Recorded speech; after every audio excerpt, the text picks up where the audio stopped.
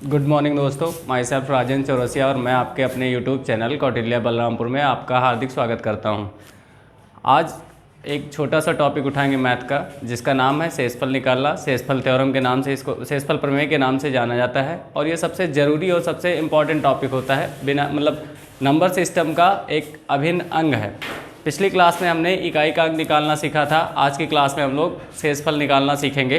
पहली बात तो ये कि शेषफल आता कब है, तो जब किसी संख्या को किसी दूसरे संख्या से भाग किया जाता है तभी शेषफल आता है। मतलब शेष का मतलब क्या, जो बच जाए। और बचता कब है, जब हम किसी चीज़ को, किसी संख्या को दूसरे संख्या से डिवाइड करते हैं। तो आज उसी के बारे में हम डिस्कस करेंगे। जैसे मान लेते हैं कोई नंबर लिखा है, मान लो 24, और ये लिखा है, इसको डिवाइड करना है 3 से। इसका मतलब हो गया कि इसको जो 24 है जिसको हम भाग कर रहे हैं, इसको भाज्य बोला जाता है। थोड़ा सा बड़ा लिखते हैं। और इस जिससे हम भाग करते हैं उसको भाजक बोला जाता है। इसको जब भिन्न के रूप में लिखा जाए तो इसको लिखा जाएगा 24/3। अब यहाँ पे देखेंगे कि ये पूरी तरह कट जा रहा है। 3 के टेबल में 24 कब आएगा, 3 8 जा 24।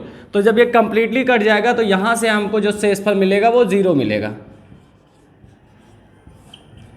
ठीक, अगर मान लो 24 के अलावा कुछ होता, मान लेते हैं 25 है, तब हम इसको जब 3 से डिवाइड करेंगे तब हमारा रिमाइंडर क्या आएगा। तो यहाँ से जब डिवाइड करेंगे तो जो बचेगा, आप डिवाइड कर लीजिए बेसिक रूप से, जैसे ओरली कर सकते थे।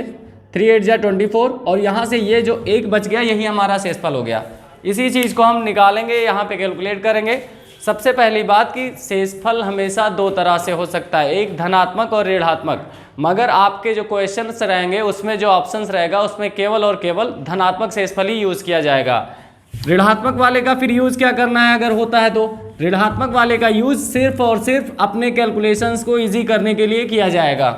इसके क्वेश्चंस कुछ इस तरह से होंगे, जैसे मान लो कई संख्याओं का गुणा करके फिर भागफल पूछा गया, 24 46/11, या इसी के साथ एक नंबर और कर लेते हैं 30।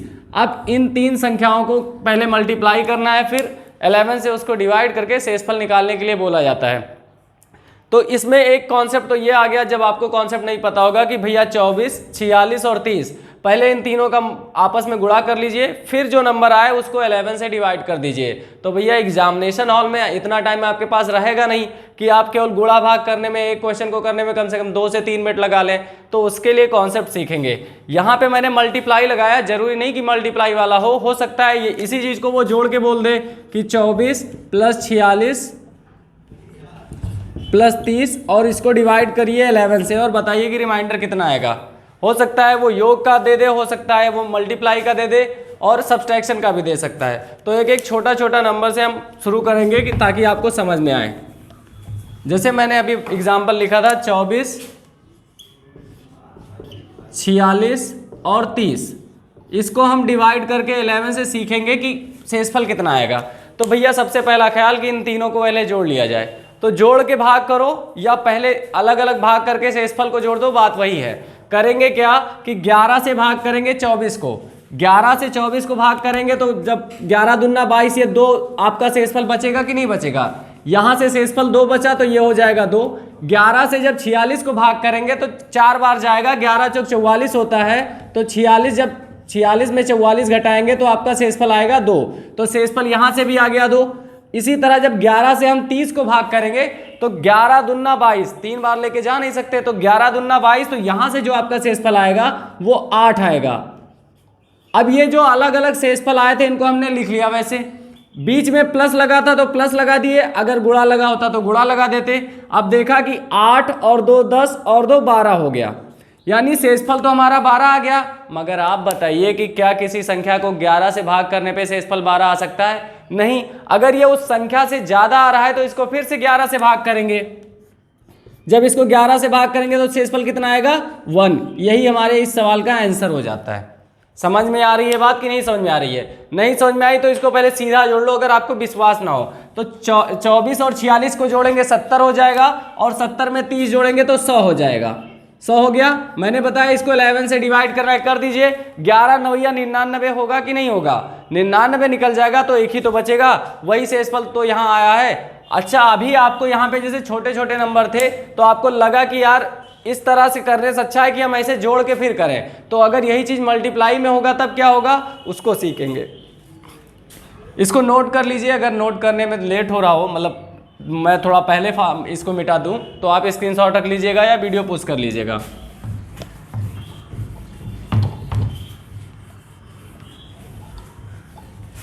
ऐसे एडिशन पे ही, जोड़ पे ही एक सवाल और करते हैं। जैसे मान लो लिखा है 56 और लिखा है 70, इसको भाग करना है 9 से। तो भैया पहली बात तो ये कि दोनों को जोड़ लिया जाए, जोड़ के फिर 9 से भाग किया जाए, या मैंने बताया कि दोनों को अलग अलग भाग करके शेषफल जोड़ लीजिए। अगर हम 9 से 56 को भाग करें तो 9 छक 54 तो पूरी तरह जाएगा। तो यहाँ से 2 एक्स्ट्रा है कि नहीं है, ये 2 जो एक्स्ट्रा है उसको लिख लेंगे, यानी यहाँ 2 शेषफल आ गया। इसी तरह 9 से भाग करेंगे 70 को तो 9 सते 63, तो 63 जब घटाएंगे तो 7 आएगा कि नहीं आएगा, 7 आ गया। अब इन दोनों के बीच में प्लस लगा था तो प्लस लगा दीजिए, तो 7 और 2 कितना हो गया 9। क्या हमारा शेषफल 9 हो सकता है? नहीं, हमारा जो शेषफल होगा जिस संख्या से भाग कर रहे थे उससे कम होना चाहिए। तो यानी इसको हम 9 से फिर डिवाइड करेंगे तो 9 से पूरी तरह कट गया कि नहीं कट गया। तो जब पूरी तरह कट जाएगा, यहाँ कटने के बाद 1 आया है, मगर हम शेषफल की बात करें तो हमारा शेषफल यहाँ पे 0 हो जाएगा। अगर यही चीज़ मान लो 71 लिखा था, पहले जोड़ लेते हैं, 70 और 56 को जोड़ेंगे तो 126 आएगा। 126 को जब 9 से भाग करेंगे तो भैया 9 एकम 9 पूरी तरह जाएगा, तो बचा 3, अगला नंबर 6 और 9 चौक 36। ये देखिए यहाँ से भी आप निकालेंगे तो यहाँ भी आपका शेषफल 0 ही आएगा। मैंने बताया जितनी भी संख्याएं हो, 2 हो 3 हो 4 हो, आप उनका अलग अलग शेषफल निकाल के वही चिन्ह लगा के लिख देंगे। प्लस था तो प्लस कर दिया गया, मल्टीप्लाई होता तो मल्टीप्लाई कर देते। बात समझ में आ रही है कि नहीं? उम्मीद करते हैं कि मतलब छोटी छोटी चीज़ें हैं, आसान सी भाषा है, तो आपको समझ में आ रहा होगा। नहीं अगर कुछ मतलब समझ में आ रहा है तो आप कमेंट में अपना बात बता दीजिए कि कहाँ आपको दिक्कत है। अब बात करते हैं पॉजिटिव, मतलब मैंने तो अभी तक देखा कि धनात्मक शेषफल हम लोग सीख रहे थे। ऋणात्मक शेषफल अगर आता है तो कहाँ यूज कर सकते हैं? पहली बात तो ऋणात्मक शेषफल होता नहीं, लेकिन हम लोग अपने कैलकुलेशन को इजी करने के लिए निगेटिव रिमाइंडर का यूज करते हैं। जैसे मान लो 3 से अगर भाग किया जाए 25 को, तब हम यही तो कॉन्सेप्ट देते हैं कि भैया 3 का 25 से छोटा गुणज कोई बताओ, तब हम कहते हैं 3 अठे 24। तो जब हम 24 घटाते हैं तो यहाँ से 1 बच जाता है कि नहीं बच जाता? ये हमारा धनात्मक शेषफल हो गया। अगर हमको ऋणात्मक निकालना हो तब क्या करेंगे? इसी को जो ये 25 था ना, 25 से बड़ा गुणज देखेंगे। 25 के पास हो, लेकिन अभी यहाँ जो 24 था ये 24 इससे छोटा था, इस बार हमारा बड़ा होना चाहिए। तो 3 से 3 का कोई गुणज देखो तो 3 9 27 होगा कि नहीं होगा? अब बताओ 27 लिखे तो घटाएंगे तो 25 में 27 तो जाएगा नहीं, 25 कम है 27 से, नीचे वाले से कम है तो कितना कम है 2, तो 2 मैंने लिख दिया। अब कम है इसलिए माइनस लगा दिया गया, तो यानी हमारा ऋणात्मक शेषफल जो आएगा वो हमारा -2 हो जाएगा। ये हमारा धनात्मक शेषफल जो निकालना आसान और आपकी जानकारी में है, ये आपके लिए थोड़ा सा नया होगा। ये हमारा कॉन्सेप्ट यही रहता है कि उससे बड़ा वाला गुणज यूज करेंगे। 3 का पहाड़ा हमने पढ़ा, 24 लिखते तो धनात्मक शेषफल आता, 24 के आगे वाला शेषफल यानी गुणांक यानी 27 हो गया। जब 27 घटाना होगा तो हमारे पास जो संख्या थी वो 27 से कितना कम है? 2, और कम है इसलिए निगेटिव लगा दिया गया। अब ये बात समझ में आ गई होगी। अब हम लोग इसको यूज कैसे करते हैं वो देखते हैं। जैसे क्वेश्चन लिख लेते हैं 86 गुणे 44 गुणे 39 और गुणे 74, इसको डिवाइड करना है 9 से। ये पूछा हुआ क्वेश्चन है, एग्जाम में आया हुआ क्वेश्चन है, आपको बताना है भागफल बताइए।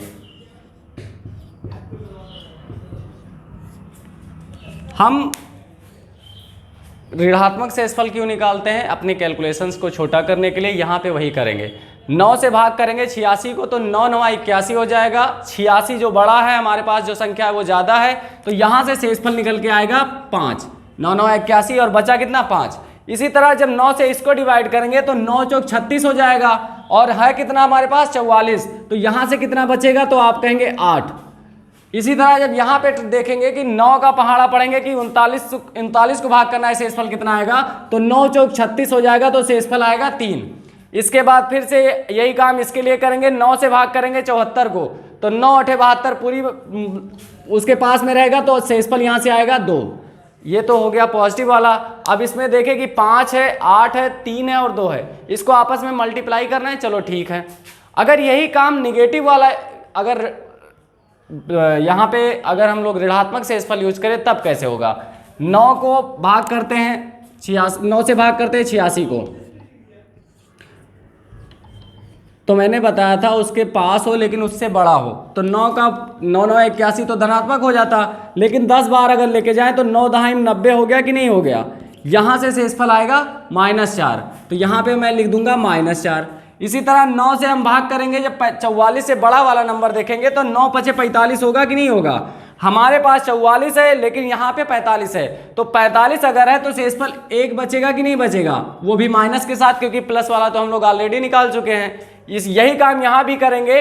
9 चौक 36 में शेषफल 3 आया था, अब हम 9 5 45 अगर लेके जाएं 39 से बड़ा तो 6 आएगा, और 6 के साथ माइनस आएगा, क्योंकि यह हमारे पास जो नंबर है वो छोटा है।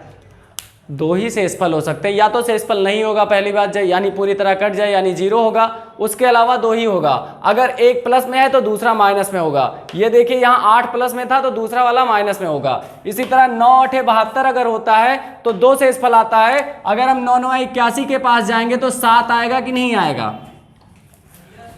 भैया। 9 9 81, ये 74 को डिवाइड करना था, यहाँ लिख दिया गया। अब जब 81 लिखे तो 81 से कितना कम है, 7 कम है। अब हमारे पास जो नंबर कम है इसलिए हमने माइनस लगा दिया, यहाँ से शेषफल आ गया -7। ये कॉन्सेप्ट समझ में आ गया होगा। अब मैंने कहा था कैलकुलेशन को अपने इजी करने के लिए, इसमें से आपके पास 8 तरह के शेषफल हैं, 4 प्लस वाले हैं और 4 माइनस वाले हैं। सबसे छोटा वाला नंबर यूज करेंगे, तो 5 और 4 में छोटा कौन सा है, 4, तो माइनस के साथ था तो -4 हो गया। 44 के 2 शेषफल आए, 8 और -1, तो -1 छोटा है तो उसको ले लिया गया। ऐसे यहाँ 3 और -6 में कौन छोटा है, 3, तो 3 ले लेंगे। और यहाँ पे 2 और 7 में कौन छोटा है, 2, तो 2 ले लेंगे, ताकि हमारा कैलकुलेशन छोटा हो जाए। तो 4 एकम 4, 4 तियाँ 12, 12 दूना 24, यानी जो गिनती निकल के आई वो 24 निकल के आई। अब चेक करना है कि क्या ये माइनस में आ रहा है कि प्लस में, तो माइनस माइनस का जब 2 बार मल्टीप्लाई होगा तो वो प्लस में हो जाएगा।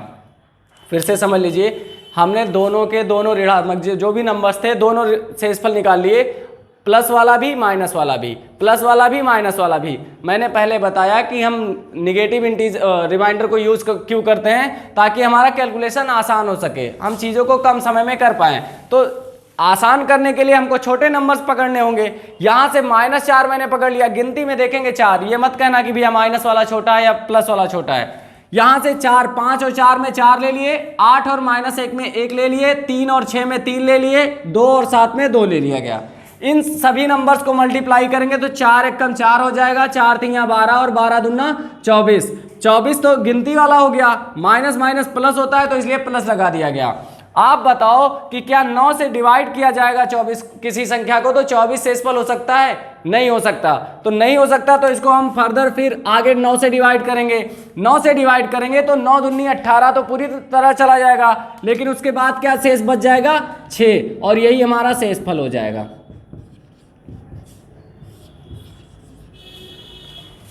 यही हमारा शेषफल हो जाएगा। अच्छा, एक छोटा सा कॉन्सेप्ट और सीख लीजिए कि या एक बात नोटिस करिए, तो इसमें एक प्लस और एक माइनस में है, लेकिन अगर हम दोनों को जोड़ लें, दोनों गिनती को केवल जोड़ लें, चिन्हों को छोड़ दीजिए, तो उनका योग 9 हो रहा है, 8 और 1 9 हो रहा है, 3 और 6 9 हो गया, 2 और 7 9 हो गया। मतलब ये हो गया कि अगर किसी संख्या का दोनों शेषफल ऋणात्मक और धनात्मक अगर जोड़ा जाए तो उसी संख्या के बराबर होगा जिससे डिवाइड किया जा रहा था।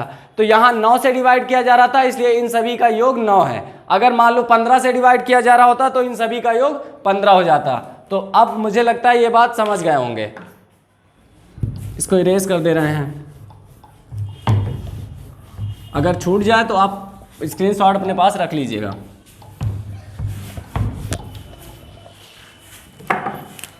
इसी के साथ मान लेते हैं एक एग्जाम्पल और, 53 और 60 है। इसको हमको डिवाइड करना है 13 से। अब भैया पहला कॉन्सेप्ट तो ये कि दोनों को मल्टीप्लाई करके कर लो, वरना दूसरा कॉन्सेप्ट ये कि हम इनको अलग अलग डिवाइड करके शेषफल निकाल लें। 13 से जब 53 को भाग करेंगे तो शेषफल आएगा 1। 13 चौके 52, 52 कितना ज़्यादा है, कितना कम है 53 से, तो 1 कम है तो 1 हो गया। 13 से 60 को भाग करेंगे तो 13 चौके 52, जब 52 घटाएंगे तो शेषफल आएगा 8। ये तो हो गया प्लस वाला। इसी के साथ माइनस वाला अगर देखें तो भैया 13 से भाग करिए 60 को, लेकिन हमको ऋणात्मक वाला चाहिए तो हम उससे आगे जाएंगे, यानी 13 पचे 65। हमारे पास जो गिनती है वो कम है, कितना कम है 5, और कम है इसलिए माइनस लगा दिया गया, यानी इसका दूसरा हिस्सा क्या हो जाएगा -5। इसी तरह मैंने बताया कि दोनों को जब जोड़ देंगे नंबर्स को तो वो उस संख्या के बराबर हो जाएगा जिससे डिवाइड किया जा रहा था। तो अगर यहाँ 13 से डिवाइड किया जा रहा था, उसमें एक हिस्सा 1 है तो दूसरा हिस्सा 12 होगा कि नहीं होगा। पहली बात तो ये क्लियर हो गई। अब ये अगर प्लस में था तो ये माइनस में होगा कि नहीं होगा, तो आप कहेंगे होगा। तो ये हमारा शेषफल निकल के आ गया। दोनों का मतलब किसी भी संख्या का दोनों शेषफल यहाँ निकाल दिए, यहाँ निकाल दिए। अब हमको करना क्या है कि इन सभी संख्या में से जो छोटा नंबर होगा उसी को यूज करेंगे। 1 और 12 में छोटा कौन है? 1। चलो सर्किल नहीं बनाएंगे, डायरेक्ट 1। -5 और 8 में छोटा कौन है? -5। तो यहाँ हो जाएगा -5। बीच में मल्टीप्लाई लगा था तो माइनस में आ जाएगा। प्लस और माइनस का मल्टीप्लाई -5 एकम 5। अब ऑप्शंस में हमारे वो नंबर्स नहीं रहेगा जो निगेटिव में हो।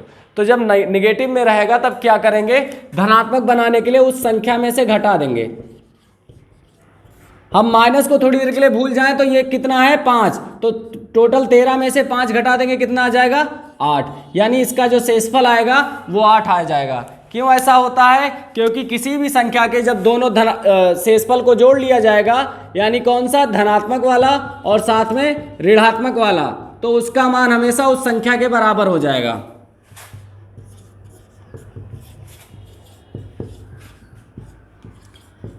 एक बात फिर से बता दे रहा हूं कि हम यहाँ -5 में माइनस को अभी छोड़ दिए हैं ताकि 13 से डायरेक्ट घटा दें, वरना अगर मैथमेटिकली इसको कहेंगे तो कहा जाएगा जोड़ देंगे।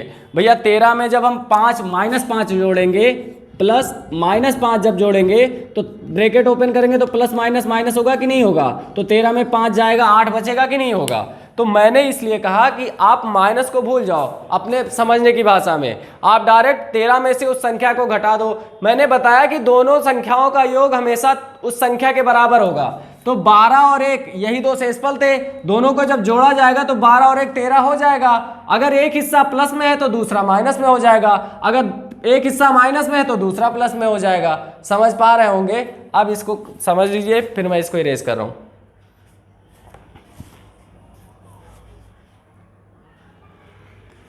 इरेज कर रहे हैं इसको।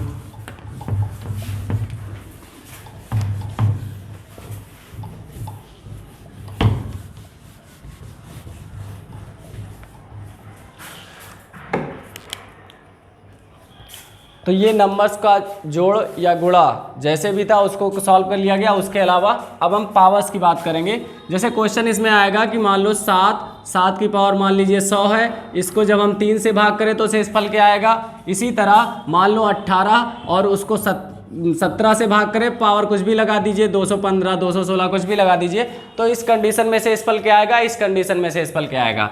तो भैया अभी आप पावर को थोड़ी देर के लिए भूल जाओ, तो पावर यहाँ छोड़ देंगे। तो 3 से 7 को जब भाग करेंगे तो शेषफल कितना आएगा? 3 दूनी 6, कितना ज़्यादा है? 1। भैया 3 से भाग कर दीजिए, इधर बगल में देख लीजिए, 3 दूनी 6, 1 बच गया। मैंने रखा 1 क्योंकि शेषफल 1 आया है। अब इस पे पावर लगाओ, कितना है? 100। ये आपका शेषफल ही तो आया था। अब 1 की पावर 100, 1 का कोई भी पावर होगा तो वो हमेशा 1 ही होगा। इसका मतलब हो गया कि 1 को 100 बार लिख के गुणा करो, तो 1 को चाहे जितनी बार 1 से गुणा करेंगे तो उसका आंसर वही आएगा। तो यहां से हमारा जो शेष निकल के आया वो निकल के आया 1। इसी तरह यहाँ पे देख लेते हैं, यहाँ भी उसी कॉन्सेप्ट पे एक बताया जाएगा कि पावर को थोड़ी देर के लिए भूल जाओ। तो 17 से भाग करेंगे 18 को तो कितना आएगा? 1। शेषफल आ गया 1, और उस पे जो पावर आएगा वो कितना है? 215। अब 1 की कोई भी घात होगी तो उसका मान कितना हो जाएगा? 1। तो यहाँ पे भी शेषफल कितना निकल के आ गया? 1। पावर वाले क्वेश्चंस में पहले हम पावर को इग्नोर करेंगे, उस संख्या से जिसको रखा गया है उसको डिवाइड करिए, शेषफल आया था 1, घात उस शेषफल पे लगा दीजिए। अब उसको सॉल्व कर लिया जाएगा। जैसे यहाँ 1 के अलावा भी कुछ हो सकता है तो वो आगे सीखेंगे, क्योंकि कुछ भी हो सकता है, कोई ज़रूरी नहीं कि 1 ही हो, 1 के अलावा कुछ होगा तो क्या होगा, या हो सकता है कम हो। जैसे मान लो 17 से अगर 18 को भाग किया करने के लिए कहा गया तो ठीक है, यही चीज़ अगर मैं कह दूँ 16 को भाग करिए तब क्या करेंगे, उसको सीखते हैं इसी के साथ।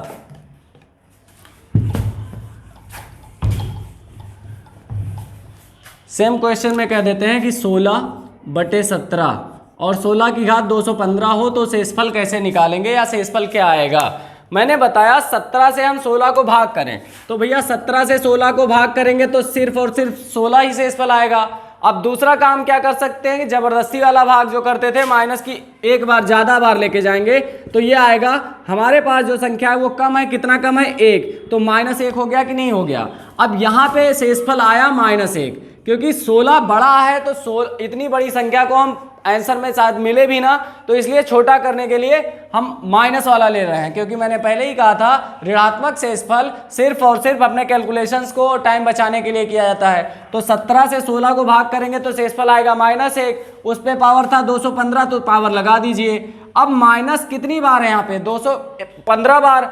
माइनस की घात जब विषम बार होती है तो उसका चिन्ह हमेशा माइनस में आएगा, और 1 को चाहे जितनी बार गुणा करोगे तो 1 ही आएगा। इस बात को मैं फिर से समझा दे रहा हूं कि माइनस मान लो 3 बार है, विषम है ना, तो 1 और 1 2 3 हो गया, एक और बढ़ा देते हैं। इन दोनों का जब गुणा होगा तो प्लस होगा, क्योंकि माइनस माइनस का मल्टीप्लाई प्लस, इन दोनों का भी मल्टीप्लाई होगा तो प्लस होगा, और ये अकेला है तो इसलिए माइनस रहेगा। अकेला क्यों है, क्योंकि यहाँ सम संख्या नहीं है, विषम संख्या है। विषम संख्या वे संख्याएं होती हैं जो 2 से नहीं कटती हैं, और लेकिन यहाँ पे 5 है तो 2 से नहीं कट रहा है, तो ये विषम हो गया। विषम हो गया तो इसका मान हमेशा आपको दिख रहा होगा कि ये माइनस में आएगा, क्योंकि इसका सिंगल माइनस तो है ना। अगर ये भी किसी और के साथ माइनस के साथ मल्टीप्लाई होता तो प्लस हो जाता, तो इसका मान आ गया -1। अब -1 आ गया, फिर वही बात कि शेषफल कभी ऋणात्मक तो हो नहीं सकता, तो इसका अगर एक हिस्सा 1 है तो दूसरा हिस्सा 16 होगा कि नहीं होगा। क्यों, क्योंकि हम भाग किससे कर रहे थे, 17 से। तो जब 17 से भाग कर रहे थे तो उसके जो भी शेषफल आएंगे, दोनों धनात्मक और ऋणात्मक वाले, उनको जोड़ने पे वो संख्या आनी चाहिए। तो अगर इसका एक हिस्सा -1 है तो दूसरा हिस्सा 16 होगा कि नहीं होगा। अब देखो, ये माइनस था तो ये प्लस हो गया, ये प्लस होता, ये माइनस होता तो ये प्लस हो जाता। आपस में चिन्ह बदले होंगे लेकिन संख्याओं का जो जोड़ होगा वो 17 ही होगा। एक हिस्सा 1, दूसरा हिस्सा 16, तो यानी इसका इस क्वेश्चन का आंसर क्या हो जाएगा, 16। ये एग्जाम में आए हुए क्वेश्चंस हैं। अगर कोई दिक्कत हो तो आप फिर से पूछ सकते हैं उसको। चलिए ठीक है, उसके बाद उधर वाला मिटा दे रहे हैं।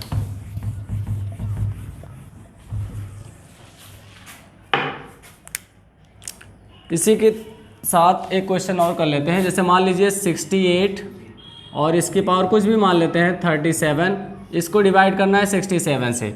ध्यान दीजिए तो इनके बीच हमेशा अंतर 1 का ही दिख रहा है ना इस क्वेश्चन में। अभी जो क्वेश्चन मैंने बताया 7 वाला छोड़ के, उसमें बाकी सब में 1 ही दिख रहा है। तो 67 से भाग करेंगे अगर 68 को तो कितनी बार जाएगा, 1 बार जाएगा, और शेषफल कितना बचेगा, 1। तो शेषफल हो गया 1, पावर जो भी है वो पावर लगा दीजिए। अब 1 की पावर 37 का मतलब हो गया कि 1 को आप 37 बार लिख के मल्टीप्लाई करो। तो भैया बेवकूफ़ थोड़ी ना है, हमको पता है कि 1 को जब 1 से चाहे जितनी बार गुणा करें तो 1 ही आएगा। तो इसका शेषफल कितना निकल के आ जाएगा, 1।